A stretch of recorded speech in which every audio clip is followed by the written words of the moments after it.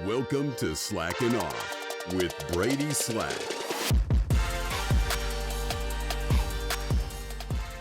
Welcome to another episode of Slackin' Off. I'm excited for today's episode because, and I know I say this a lot, it's easier for clients to become friends than friends to become clients. But man, my guest today has certainly become a friend. I don't know that a week goes by where we're not talking to some degree or another, asking me questions or I'm asking him questions. Again, with today's episode, I think you're really going to learn that we do everything but slack off here. So without further ado, welcome to the man, the myth, the legend himself, Los Hustle. Thank you for being on. What's up, man? Good to be here. Oh, like I said before, it's so funny because you make connections, and when you first get introduced to someone, you really don't know much about them. And I didn't know anything about you. I got to the mastermind that we met at, and I was like, "Who's this dude with?" It's all tatted. Like, who does he think he is? And you walked around like you were the shit, and lo and behold, you were the shit. Like,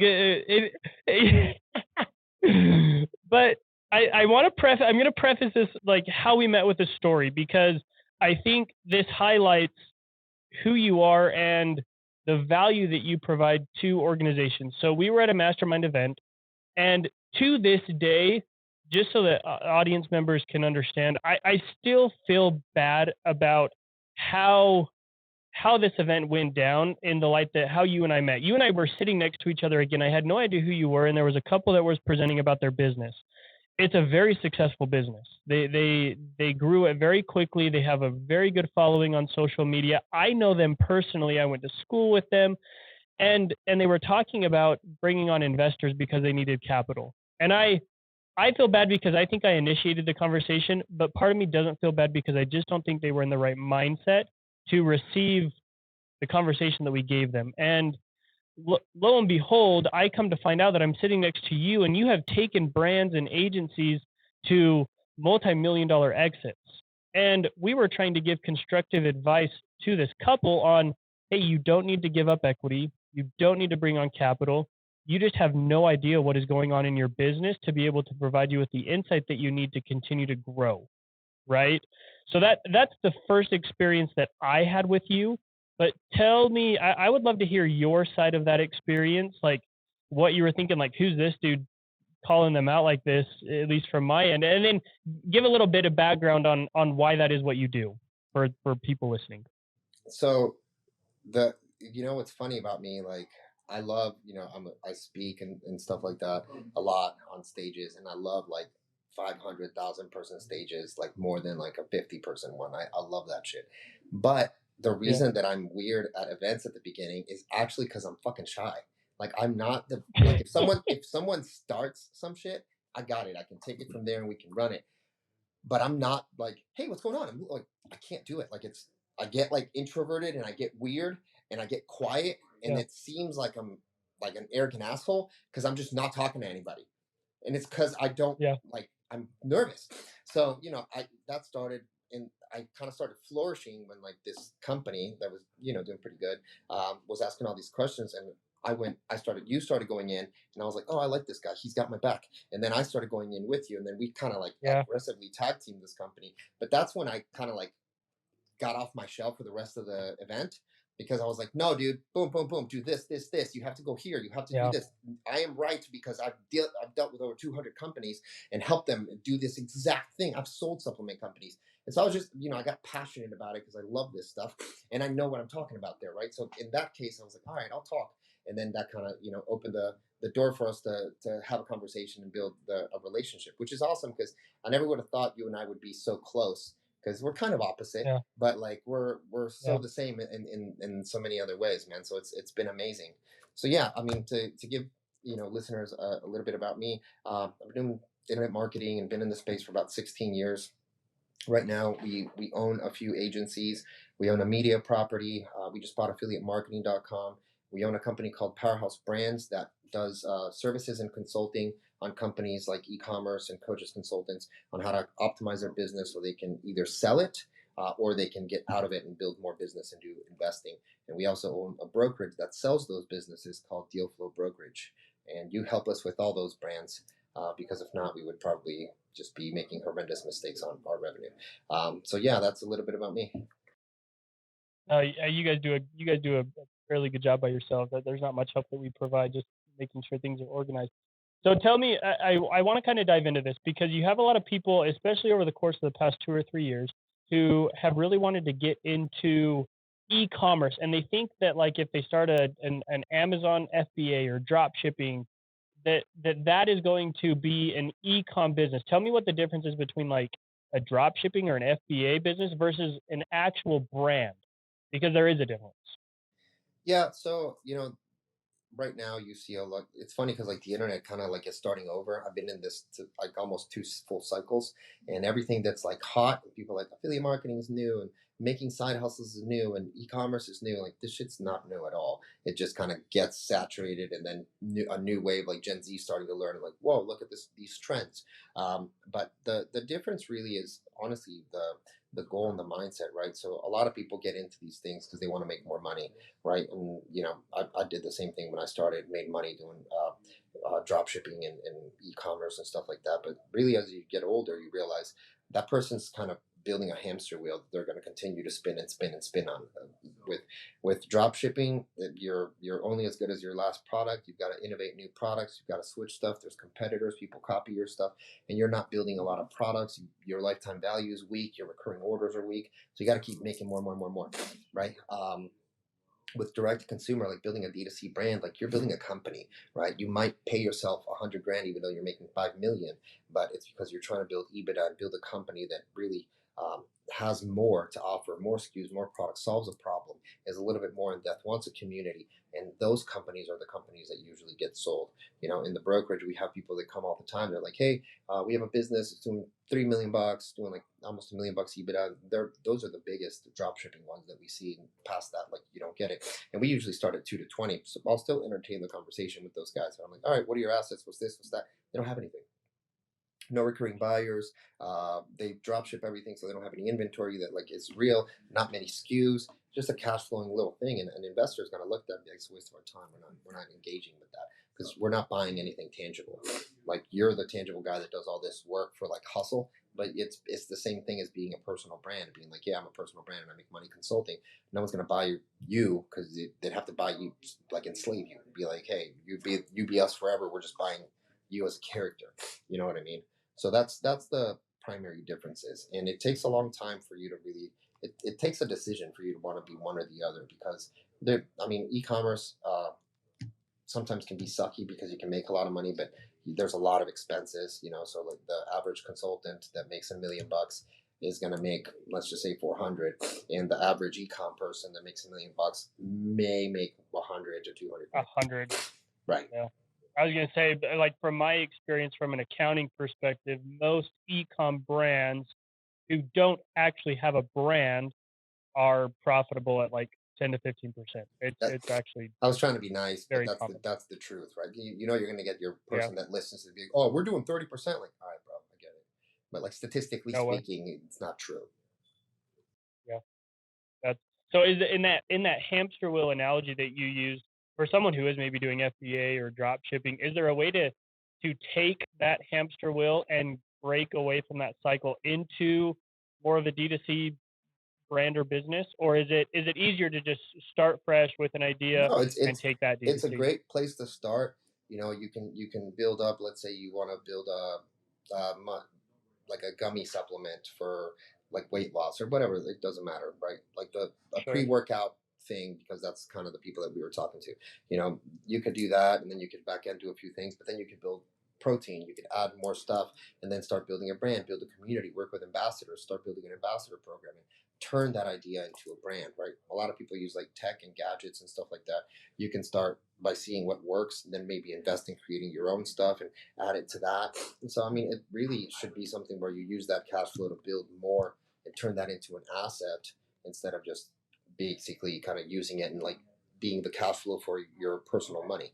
You know what I mean? But you've got to make the desire, and you've got to understand, no company can grow and net a bunch of money personally at the same time. Very difficult. You've got to be really big for that to happen. So every time, let's say you're starting at even 100 grand a month, which is some difficult for some people, but let's just use that as a baseline. And then you want to get to 300 grand a month. You might be paying yourself less, or sometimes not even taking money. So you give the business some money so it can grow, and then you can take some money, and then you have another phase that does the same. You're Yeah. investing, and then you get to a point where it's at 1.5 million a month, and you can invest because there's budgets now, and you can also take good distributions. But oftentimes people think you can do both, and that's where they kind of get stuck, because it's impossible. You're robbing yourself or you're robbing the business at any given time until you get to a point where you're not. And I would argue that that isn't the case.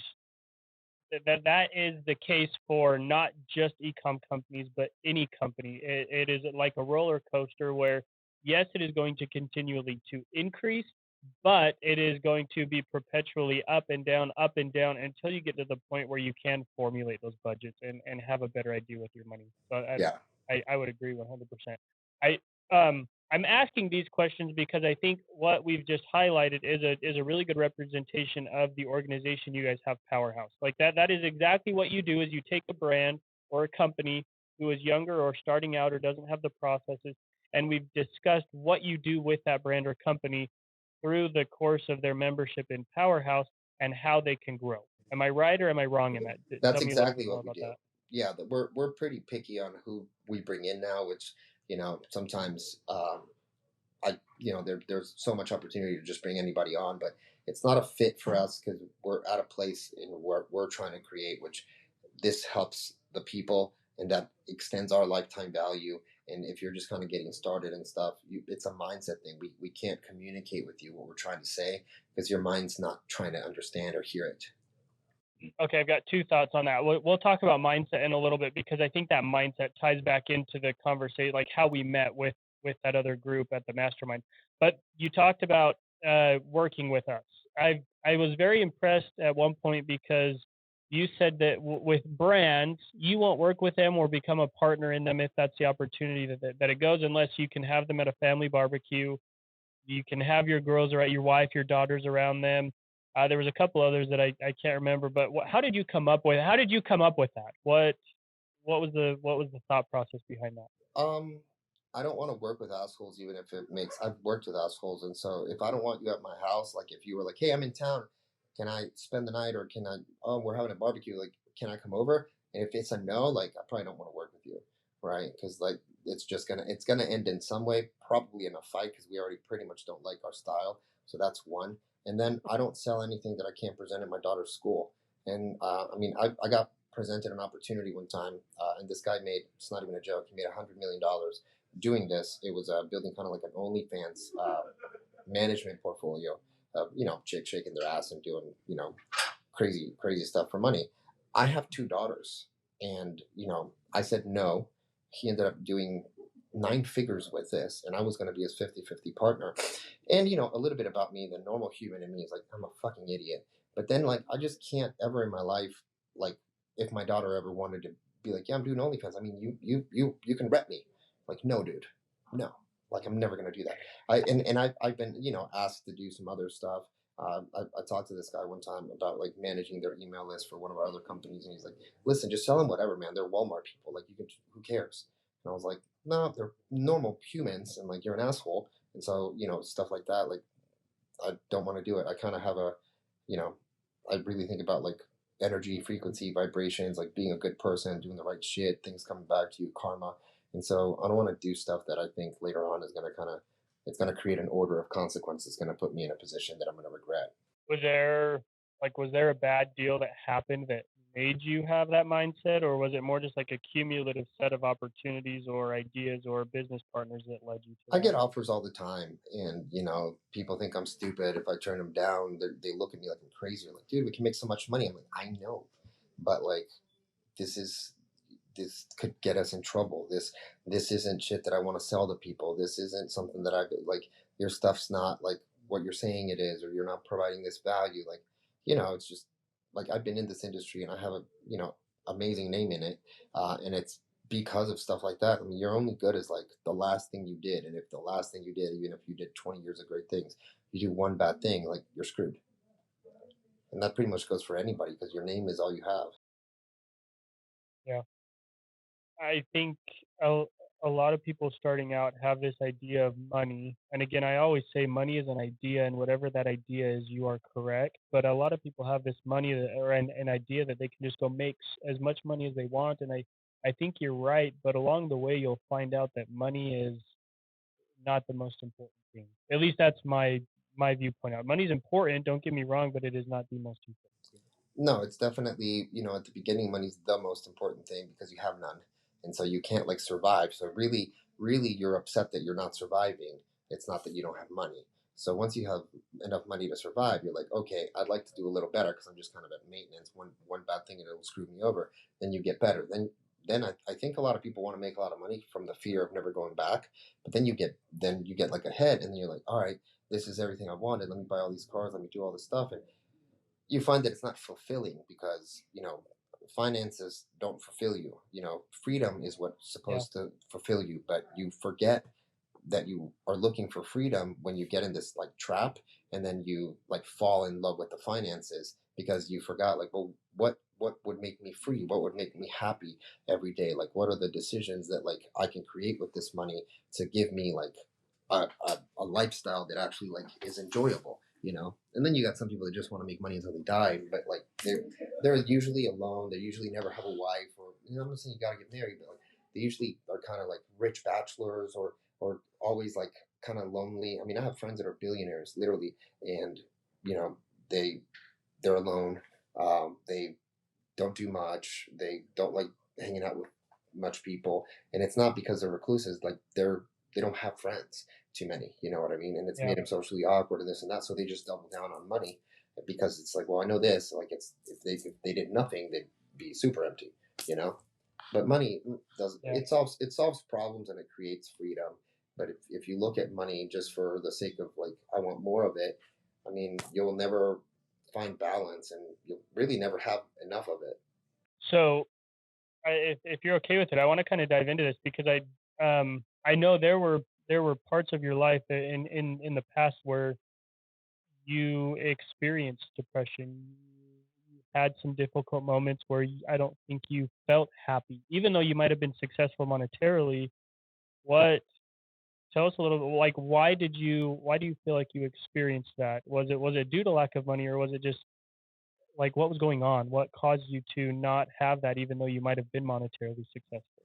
Yeah, so a couple of years ago, my dad killed himself, and we didn't have a great relationship because he always used me for money, and then when I would like dry up the well, he would disappear and then come back, whatever. Then he started a business because he was kind of like a hustler, just trying new things. Did something, went really well. We didn't talk for years. And then came back into my life. I was at a speaking event, and we're trying to build this relationship. I was like, yeah, I'm a kid, not I'm a kid, but like I'm a kid at heart, always to like your parents, right? Sure. So I was like, yeah, man, this is awesome, whatever. He's like, hey, I want to see if you can help me out. Ask me for 30K on my phone. Sent him 30K like in that minute, right? Then I get back home. We're starting to have Zoom calls and like conversations and stuff, like talking more or FaceTiming, whatever. And he's like, hey, I need you to send me another 20. I was like, sent you money like a week ago. You live in like what Or the what? fuck? Yeah, and then he was like, I need you to send me 20 a month, and I was like, I was in the middle of like just buying a house. I had just bought a business, two partners out, so it was like a seven-figure deal. Restarting other stuff, like making investments. I was like, hey, I can send 5 grand a month. I mean, I just sent you 30. You guys don't need more. And if you need more, like whatever. But like this, I can't be. I got a family. I got kids. I got a lot of stuff, like private school, all these things. Like no. Uh, and he insulted me that day. I was like, I'll never talk to you again. And he didn't talk to me again for another 2 years. And then I got a phone call from my sister crying, whatever. She was like, hey, your dad killed himself, blah, blah, blah. I thank God I was with like two of my best friends. I was with Roddy and Kent Clothier at Kent's house because we were shooting content and stuff. And so I was able to like kind of grieve in a positive way. And then I thought to myself, like, why did he do it? And it's because he would make money and spend it all, and then make money. It's like literally all. Like, hey, we just made money. Let's go to Switzerland first class. Let's come back. Oh, we're struggling. Oh, let me find money. Okay, let's do this other thing. So that's kind of I saw that as like, man, when I grow up, I just want to have consistency. I didn't even want to have a ton of money. I was like, I just want to be consistent. This shit is stressful. As a kid watching that, I Yeah. was like, fuck no. Um, and then it made me like I kind of fell through depression after that because I was like, maybe I killed my dad. Maybe I did it because I could have given him money. I could have done it, but my sister was like, listen, if you would have given it to him, he would have just asked for more, and then more, and then more. You didn't do anything bad, but like it hung on me for a long time, and for that period of time, like he was an alcoholic, and he ended up taking 100 like ibuprofens and 100 like Xanaxes, like it's very very intense shit. It's the first time I was saying like how that happened, and like that's fucking crazy. Uh, but I really like it kind of made me think like, man, like money isn't the how selfish of you because you had kids. You could have built a relationship. Maybe if you had a relationship with your kids, you wouldn't have killed yourself. Maybe you would have seen that there's more to it. And it made me realize like I have kids, and I'll always be chasing money to a degree because it's fun, it's because it's business, because you have to, all these things, right?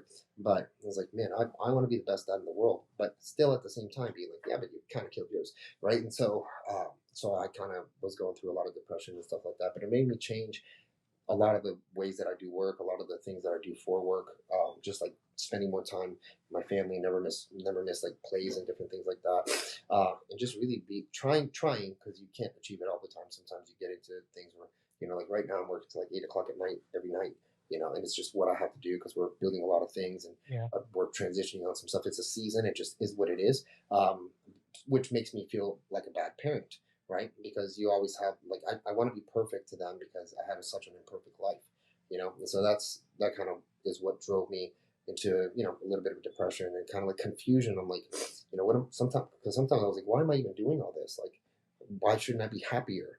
Because if I keep going this route, I might end up being just unhappy forever. So it's a Yeah. question that probably most people always ask themselves at one point in their life.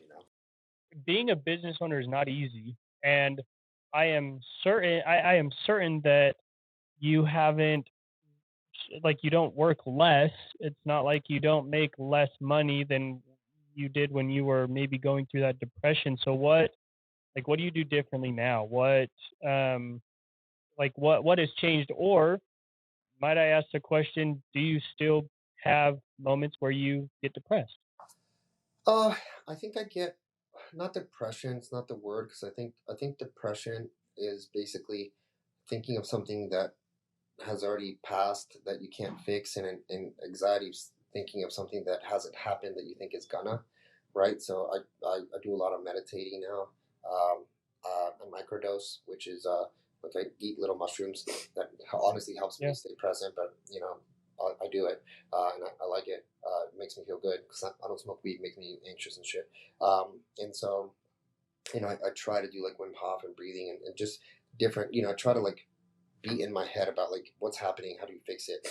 For a while that was amazing, but sometimes things happen, right? Like I think people confuse depression with stress, because people are like, oh, I'm depressed. Like sometimes I'm stressed to my eyeballs. I mean, I'm running multiple companies. They're all, trying to get the 8 and 9 figures. Big things. Sometimes things don't work out. Sometimes you make extreme investments on things and they take longer to come to fruition. Dealing with humans and taking all the emotional baggage of other people's problems and stuff, and in a culture where like you're open and honest and transparent with people, like also like weighs on your head. Having such a big overhead sometimes to people like is a lot. Like it's a lot, and like the truth about entrepreneurs, man, is like no one fucking gets you. Your wife doesn't get you. Your No. kids, your kids don't get you. Just fucking you get you. And it feels lonely as shit because you can tell your wife everything. She's like, "I love you, babe. I'm here for you." They don't fucking get it. They think that it's No. just as hard for them as it is for you. And it's not that it's competing, but it's like you'll never understand me. Your kids will never appreciate all the things you do for them. Your team will never appreciate like how you put them first. Sometimes that they don't know when you didn't pay yourself and you did all these things. So it's a lonely world, but it's you're a masochist and you kind of low key like the lows are fucking low and the highs are the things that people want out of life. In- Incredible. Yeah. And I don't think like I wholeheartedly agree. And it's nothing against either of our spouses. You and I No, both have amazing spouses. Like they're phenomenal. I couldn't love my wife more. right. But it's like, hey, But it this doesn't is mean you what I'm get. going through. Yeah, this is what I'm going through. Maybe I just need that space for a period of time to figure that out, you know. And it's funny because what I've learned too, as I've connected with, as I've worked with, as I've advised people like us, it's everyone is going through, like every entrepreneur is going through that same thing to some degree or another, but you can't go through it with other people. You do kind of have to go through it by yourself, and sometimes it can be a lonely road. Yeah, it is, and that's that's where people give up. That's where people try to find other quick solutions and stuff. And sometimes it's not a quick solution. Easy, the easy You road. gotta walk that hard shit and deal with it because it's what it is. So you kind of talked a little bit about like how you got out of that depression, if you will. How important were the people around you that helped you get through that? I know you like through that you have a couple close connections. Cody Jefferson's one that I know you kind of met through that affliction period that he's become very close to you. You have a great partner in Josh. Kent is a really good friend to you. Roddy's a really great. Like, how important are the people that you surround yourself, and how did they help you get out of that depression state? Honestly, I don't talk to them that much about it. The big one of the big things that helped me was Josh and I decided just because we're successful and stuff. We're like maybe there's something about us because he has similar life happenings. We decided to go to therapy, not together, but like hey, maybe therapy will make us better entrepreneurs, make us more centered because we were just trying to be more centered, and so that that helped me a ton. It helped him a ton, and it continues to help us. And it's honestly made the relationship that him and I have like I can't have a better relationship because we talk like therapists to each other. So we're like, hey, I was going to tell you this, but I was afraid to do it because I thought you'd think this, but now I'm being open about it. Oh, totally, man. I kind of had the feeling, but this. So it's like the most open. It's like a fucking wife, which is dope. Like I think all partners should go to therapy, even if you feel like it's not. We weren't fighting. We weren't even. We were actually doing amazing, but we were doing so amazing. We're like, hey, this is too easy and stuff. Like we need to tackle harder problems. I think but we probably should like get in the best mindset, and that was kind of where that started. So I recommend it to everybody. I think it's great. But yeah, man, I think mostly it's talking with friends, but it's just having conversations. Like kind of honestly, the conversation I just had with you is pretty much what I talk with my friends about. But it's more like I'm a people person, even though I get I don't like being alone. If I can be with like 4 or 5 people at a time, I'm fucking vibing because I get energy like that. That I know, right? Like if you throw me in a mastermind and I don't know anybody, I'm going to be a recluse until something opens up for me Sure. and I can find an opening. But I'd rather be with people than not. So I just surrounded myself with my friends at that time, and I really did a lot of like just self discovery on like, you know, you I put a lot of. I realize that really it's just it comes down to like I put a lot of unnecessary pressure on myself because my kids are never gonna feel the way I feel about them, right? My wife's never gonna understand how hard my life is to create these things, and so I'm like, oh, I wish you just realized this, or I wish I was perfect to you guys, and you guys thought all this great shit of me, like they do, like to that extent of that they do, right? But I'm the one that's like not like I feel like I'm not delivering because I've had such bad experiences, and I'm like, it's got to be more. And honestly, if it's not like what it is you just got to be present and be the best you can, right? Because really, all I want is for my daughters to be good girls and to when they're 17, 18, 19, 20, moving forward, want to hang out with me. We don't got to hang out all the time. I get it. But like, I want to have that relationship because a lot of people lose it, right? I want to have a close one, not where you're forced like Christmas and New Year's. I got to fucking go see my parents.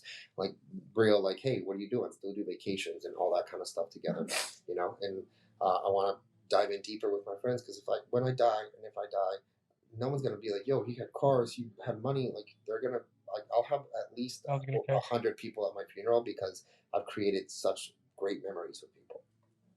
Yeah, I mean that's deep. What? Okay, we've talked about the suck, like the fact that hey, sometimes entrepreneurship is a long and lonely and dreary road. Why do you keep going back for more? Why do you continue to create harder problems that you want to solve? Like, why do you do it? I know why I do it. I know why some of our clients do it, but like, why do you do it? I don't know. I mean, I don't have like a, I want to be a billionaire and all these things. Like, I think deep down, I talk to myself a lot, and I think there's a version of me that I haven't met yet, and I want to like find that motherfucker because I know that he's here, and like that's the dude. Like when that hits, be like, all right, you, I'll still do things, but it'll move in different ways, and I think I'm closer than ever to seeing that person, and like also like I could never retire because when you retire, statistically speaking, you die within 5 years. So that's not something I'm interested in doing. I like thinking. I like to be active. I mean, dude, like I'm I'm probably one of the only parents that can like that knows trending sounds on TikTok better than his daughter. You know what I mean? And so that creates a great relationship, right? I know everything that's going on in pop culture because a lot of it has to do with some of my businesses, and so it's created an amazing relationship.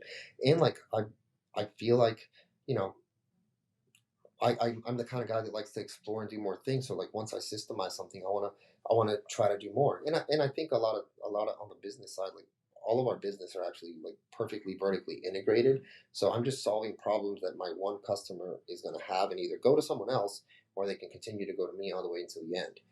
All the way up to like if you sell your business, we have a program called Ventures that helps you that you're in with us and you're coaching that helps you eliminate or mitigate taxes, help you make the right investments. It helps you understand how to buy and sell businesses because we're solving problems for that person all the way up to there.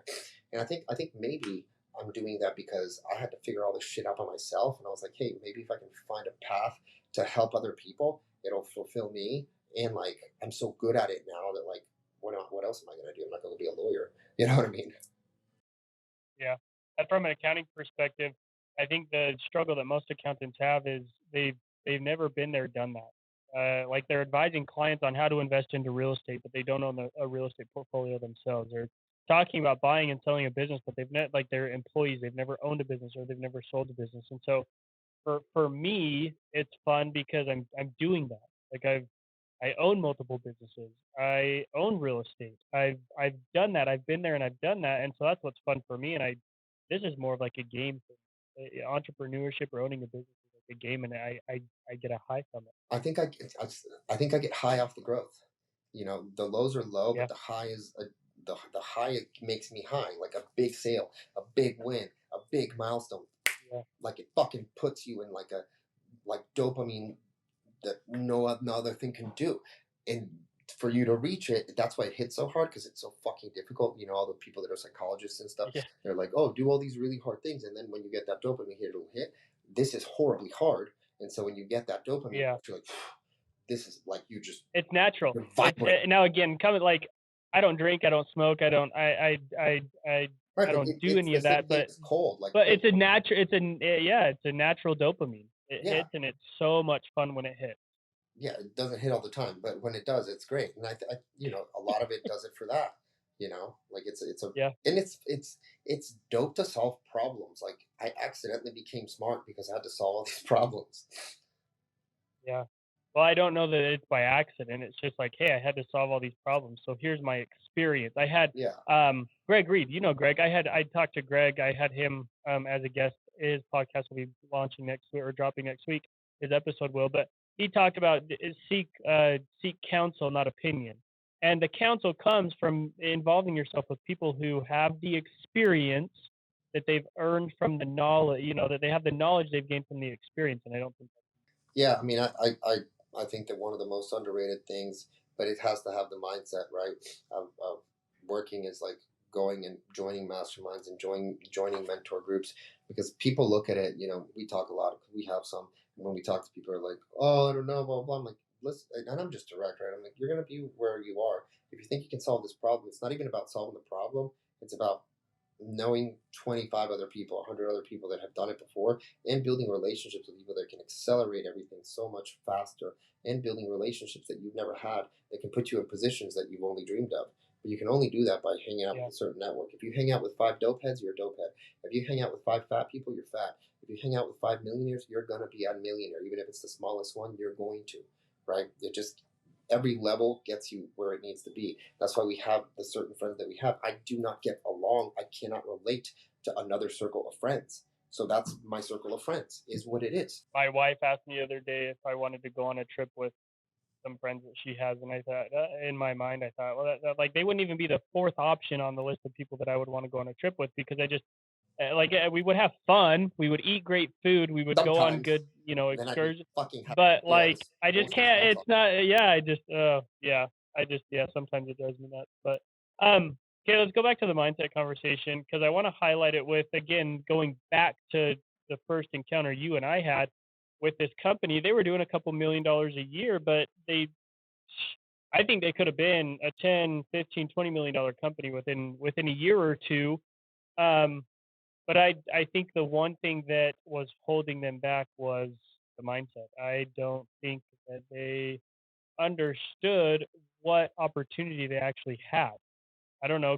Like I would love to hear it from your angle and see what your thoughts are on that, and then kind of coordinate that with people who are starting in business now and how to achieve, or what mindset they need to have. So I think it was the husband. I think she was open to the ideas, and like she was doing a lot of other work where she was like, "Yeah, we do need this help." But I think the husband had an ego about him, like, "Oh, I can solve the problems. I've got this. I know what I'm doing, and I don't need like kind of help from a group." And he kind of was like, he was very proud of what he'd achieved. That's dope. But That's great. He you should should be. you should have the like you should have the balls to be like so confident. There's ego, and ego speaks from a place of like fear and insecurity, and confidence speaks of a place from like and knowing what they don't know, right? And so if he was confident, he would have made the right decision. If he wouldn't have came from ego, he would have made the right choice. But he was egotistical. He's like, I did this, and he was holding on to that as like his achievement, instead of like, man, where could I go if I surrounded myself with the right people? That these people are helping me for free right now, and they're pouring into me. I can't even imagine what the paid shit is, because I mean, we sat there and like wrote it all out, like, do this, spend here, I'll connect you to this, do that. It was like, do these steps. And he's like, oh yeah, I think we're just gonna be great as like we are. And I was like, okay, I mean, I know who you're competing with. I know that market. I've consulted at least like 50 supplement companies. And he's like, oh, yeah, I got it. Don't worry about it, buddy. I'm like, oh, that's awesome. That's the same kind of guy that goes into, a friend group and just talks about himself. It's because he's insecure about the friend group. Is that something that people? You have much more, like you have a lot more experience than I do. Is it something that people are like just naturally have, or uh, is it something that people grow into or become? I think it's something you have to accept. Like, so one time, probably 7 or 8 years ago, or whatever, maybe like 8 years ago, I was at a mastermind, and I thought we were doing well, and I'm going to this group, and boom, boom, boom, boom, crushing, and I really started, man, I should do that, I should do that, I should do that, and then I realized, man, like all I'm coming here to do is not learn, but I'm coming here to like figure out what I can take from people that I don't know the struggle of how hard this has been, and or the numbers. I wasn't even thinking like that. I was like, I just want to do what they're doing because they're better, they're better than me. And then when I was like, you know what, they don't go to Whole Foods and pay my bills, they don't pay my gas, they don't do shit for me in a financial place. Why don't I just figure out what I can do? And then that was the first year that I had 8 figures, because I was like, I don't care about what anyone's fucking doing. We're going to do what the fuck we're doing. And I take that approach now because I'm not here to measure myself to you. If you're doing better, bless your heart. If you're doing worse, I'll try to help for a good karma and relationship. But I mean, if I'm going to keep looking at you as my mirror, I'm never going to see myself. A couple weeks ago here in Utah, there was a couple other accountants that I actually know fairly well who got charged with $11 million worth of tax fraud. Yes. And no joke. And I like we got a decent influx of some clients, some prospects, and in every single conversation I had, they asked me, "Well, what's your opinion on those individuals?" And I know them. It's an unfortunate event. They were doing things that I actually told my partner Mike a year and a half ago that they were going to get in trouble for. But for me, it's never been about what is my like. For me, it's never been about my competitor. This is what my competitor is doing. This is why my competitor is good or bad. And for me, I've had that mentality because if I look at them and I try and compare myself, I'm always going to find something that I could be doing better. I'm always going to be finding something that they're doing better than me, or like why my business is not as big, or why my business is bigger. And so I've had to really be careful with that. And I get that, because for me it's always been about how can I be better? What can I do? How can I increase the output of my employees, or how can I help my employees, or how can we create better processes or systems? And so I think that's just something that you learn, but I think you learn it over time based on the experiences you have. You never stop. The cool thing about entrepreneurship that uh, I think it's kind of sad, in my opinion, and I don't know, but I kind of think I'm right. I think it's, uh, I guess to a degree, sad compared to like the rest of the world, is when you are an entrepreneur and you start to become successful, and even when you're not successful, it's a journey about making more, but it's a fucking crazy journey about finding yourself. Like I don't think there's any like other place where like you go through so much questioning yourself, questioning your life, questioning your decisions, like searching for becoming better, searching for better systems, processes, mindset, fitness, like edges than normal life. In normal life, like it's this gets me here, then there, then there. I've achieved that. Things are good. It's cool. And sometimes I like maybe that's better, but I don't think that like you get the depth of a human as much as you would with a like especially a high level entrepreneur, because it's wisdom, it's knowledge, it's like soul sucking and searching, like things that have happened to this person, so they come from, it's not business, right? Like you're talking to someone who's like you get them so much because like they've gone through war in their head and in their life. This is funny. Like you'll give me a call and it'll be 7:30 at night, or 6 o'clock in the morning, just because of our time differences. And my wife will go, "Who's calling you?" And I go, "It's Los." And she goes, "Why are you talking to Los?" It's like, because we get each other. Like we're gonna have for the next 5 minutes a great conversation. And Yeah. it's nothing against you, but she just like she doesn't understand it. She's like, "Well, you've met Los like in person a total of 12 times. You've known him for a year. Why is he that important?" It's like, because he just is. Like he gets it. He understands it. And he has the same mentality that I do of like, "Hey, I'm not perfect. I could be so much better than I am, and I can be so much better. My business can be so much better, and the people around me can be so much better. That I enjoy that. That's what I want. Like, why would I not want someone in my corner who has that mentality?" Entrepreneurs that get each other and become good friends, honestly, like, and again, like, just people, not even your wife, people don't get this. We're each other's fucking shrinks to a degree. Because I can just pour into you, and I know you're not judging me. I know you don't give a shit. You're here to help and you're here to listen. And same when you call back. And like, sometimes you just need that. And you can't get that from even going to a shrink or whatever. Just like, well, I don't get you. Here's an open ended question for you to solve. That maybe I can find some. Bro, I'm asking specifically about this. Going here. I could have done that. This I could have this done is that about myself. yesterday. Shit. Yeah, exactly. Yeah. No, that's funny. And again, like I said, I appreciate your friendship. I want to kind of dive in again to the process that you were talking a little bit about earlier with Powerhouse, what Powerhouse was, what it's kind of become, and then how that transition. We kind of worked through what Powerhouse does through some questions that I asked, but now I kind of want to work through that transition into what you guys are doing with Deal Flow, and then what you guys are doing with Ventures, because you guys have not been, I mean, you got some hitters that we're working with. Like Josh knows one of the biggest names in ecom. Bo Harrelson he has self-funded, like that is his background, and he's a killer at selling businesses and brokering deals like that. But you guys have had some massive success, but how can people benefit from that? What people are you looking for?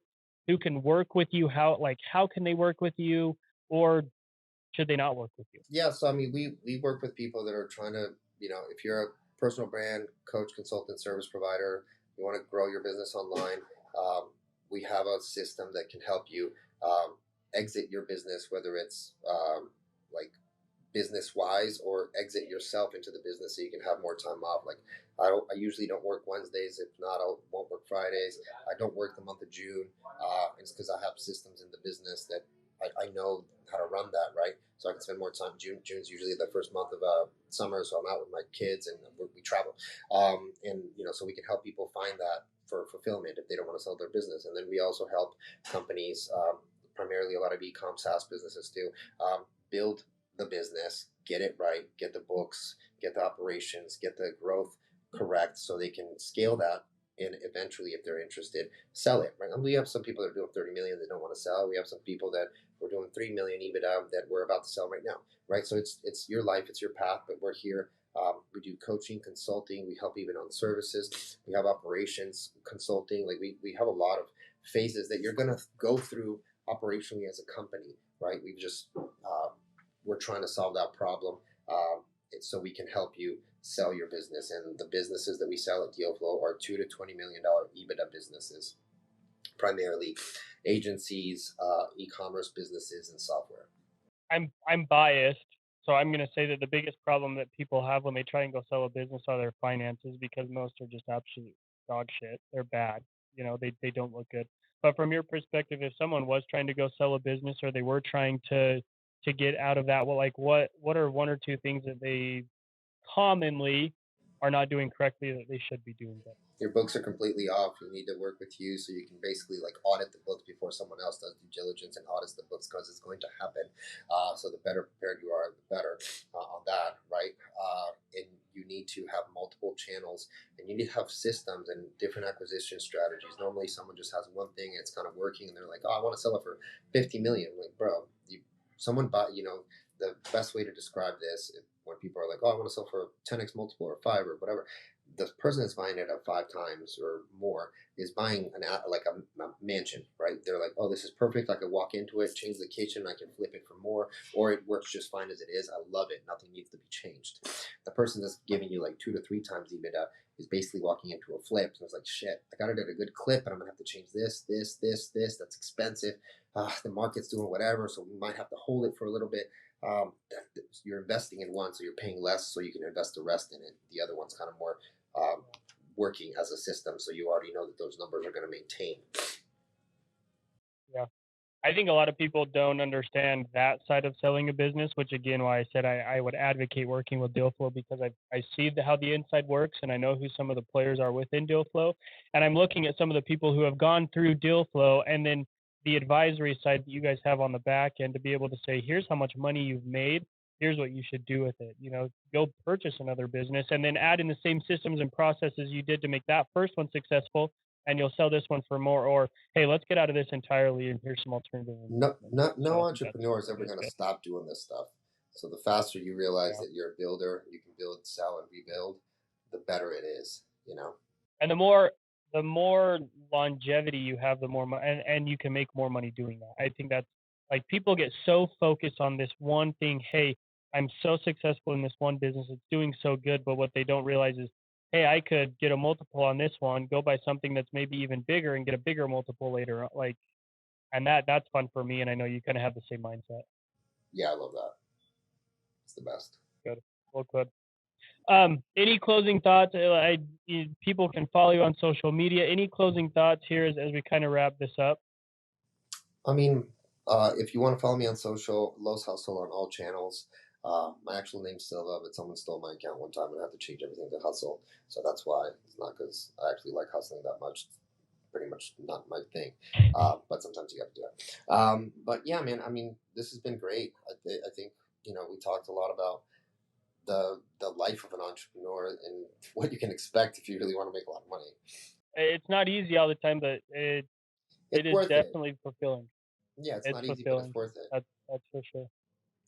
Well, good. I appreciate having you on. You're someone that's become close and important in my life, so I appreciate you. I appreciate the friendship, and I appreciate the insight. I personally, to kind of close out my thoughts, personally, I struggle with the concepts of depression and anxiety. I have stress. I have lots of stress. Don't get me wrong, but I just deal with them differently than other people, and so as we go on, those are things that I'm going to continue to have conversations about so that I can understand them better. But I appreciate you kind of opening up and giving some of that insight. So yeah, man, I hope appreciate I that. hope this helped some people, and they, anything you want, if anyone needs any support or just wants to talk about working with us, just hit me up at Los Hustle. It's probably the easiest thing, and I'll talk to you then.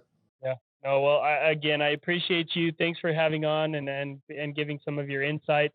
For those of you guys who have listened, I hope you guys have been able to understand a little bit about what it is like to be an entrepreneur, maybe gauge whether you want to or not want to. And you know, like his Instagram says, he does everything but slack off. Mr. Los Hustle. Thanks for being on, and everyone have a good day.